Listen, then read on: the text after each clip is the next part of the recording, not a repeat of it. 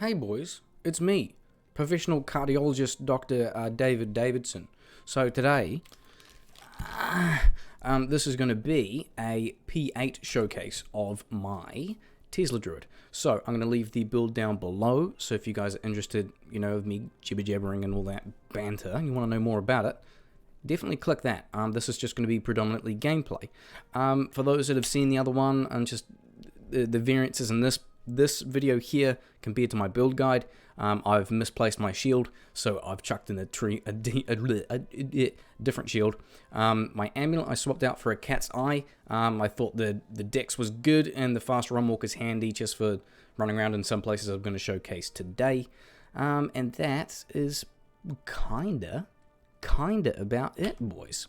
So yeah, we're going to be using Fury, a little bit of Summon, we've got Oak Sage, and then we are maxing out the synergy for Tornado, which we are getting from Stormlash, and then we got frickin' Dual Dreams, baby, with some lit chest with lightning damage.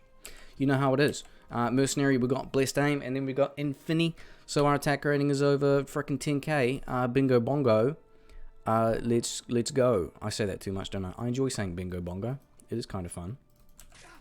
Oh, Christ. That caught me off guard. Okay, so we'll switch that there. Summon. This is up.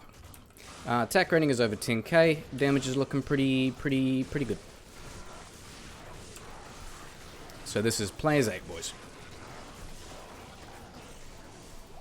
Where is oh, he's dead. Oak Sage does not last that long, but I've got plus skills from just from gear anyway, so I use them where I want to.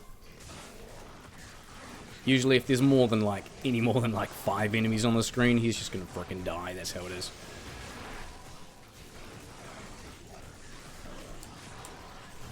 The lifesteal, I've got Feel Rage in conjunction with Life Tap from Drax, and life is pretty smooth, to say the least. I do want to go over to Pits, actually. I think that's a good one to showcase. Oh no! What happened? Here we are.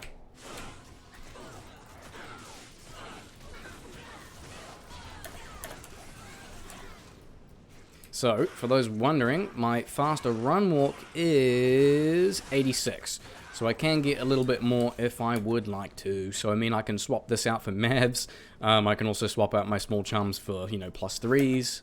And then instead of Goblin Toes, you can put on War Travs as well. So you can get faster. If I did end up making something like this on ladder, for example, I would definitely want to maximize my faster run walk, because there's no other way you can really increase the viability of farming with shape-shifting builds, because you can't teleport or find any other way to move around faster. And that really is the downfall, I think, of all overall shape-shifting builds. It's just the lack of movability. Is that a word? Movability? Doesn't sound like it, but anyways, you get what I'm saying, boys.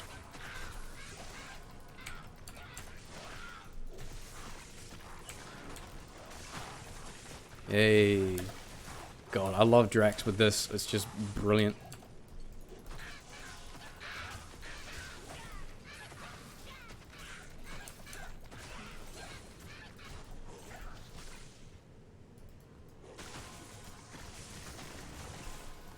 Actually, I want to swap these because I keep clicking the other way around. So I'll go Fury and then Feel Rage there.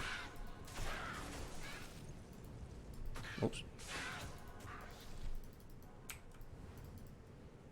Good thing maxing out synergy for tornadoes. That means we get to max out Cyclone Armor, which is a whopping 1200 damage absorb, which is frickin' amazing. And that synergizes with Hurricane, so it lasts 50 seconds, which is the maximum. That's just bloody brilliant. The Confused from the Dual Dreams procs quite often, being in in the face of a whole group of mobs, so it's just great survivability as well. Bear in mind that it does override for Life Tap too, but usually I don't find that as a problem, and Life Tap does come up when you are being, when you are really slapping away at a tough few boys, it does kind of proc conveniently. Particularly with our attack rating being so sky high. One thing I've always found so awesome with shapeshifting builds is, like, you have your set attack rating already, right? Like, whatever you have on your druid, you shapeshift into werewolf, that gives you an attack rating buff, and then whatever skill you use has a massive attack rating buff on it also. Like, Feel Rage gives plus 140, and then, like, Fury you got plus 230, that's on top of 560, and then I got Blessed Aim 2, and then if you're running, like, Heart of the Wolverine, if you're, like, an absolute Chad, then you just got AR on AR. And I'm not talking about the assault rifle.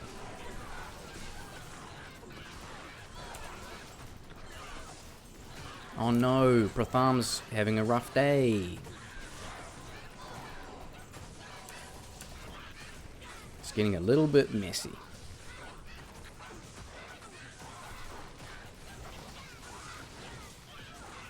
Immune to lightning, still do enough, you know, enough damage so we can kind of swap in and out. Alright, let's find another area we can showcase. Where would you like to go, boys? Actually, now that I remember, I'll grab these. No. I'll grab the Gore Riders. There we are. So we can run a tad bit faster. Greetings. Let's go to what would be a good place to showcase boys. How about Ariat Plateau? A lot of stuff flying around. I find it appealing looking at the landscape here. I don't know. Why not?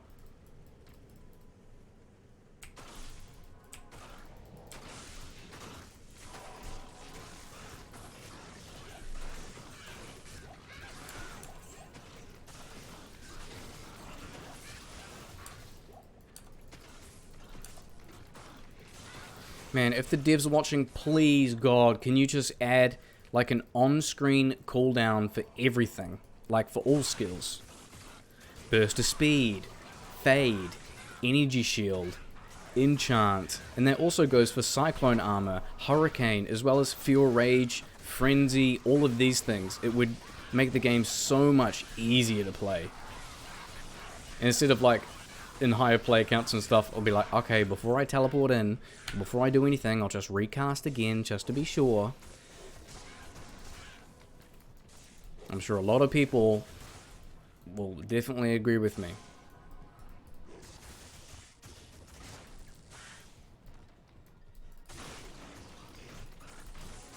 See how many tornadoes are popping out? It's pretty consistent. Yeah, there we go.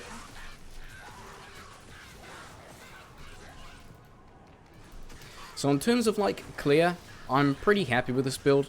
I think a lot of, like, Werewolf Fury variants will do extremely well. The attack rating is so easy to cover. Health is really good too. It's just about figuring out what kind of damage sources you want to output.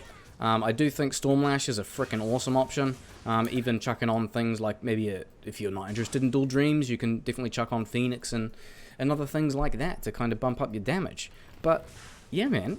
The only thing, as I said before, that really is the downfall of this, I think, in all shapeshifting variants is the movement speed and the ability to kind of farm areas and cover areas faster. So, I don't know, maybe in the future they'll add some type of leap skill or something for the druid, which would be convenient, but, you know, I like to think it is a little bit of the trade-off. There's a little bit of a trade-off, right, for using shapeshifting builds for a druid, you know? Part of it is you are sacrificing that movement speed that you would have elsewhere, like the ability to teleport, etc. But you also get big chunk of survivability, you get massive attack rating, great physical damage coverage, and you can still cast some of your builds and stuff, some of your skills while, you know, in shapeshifting form. So it is quite good. I hope this was a nice little tight showcase for you boys. I hope you guys had a great Christmas in 2017. I remember mine. It was actually quite decent. We had sausages and stuff. You know, some roasted capsicum, not too bad.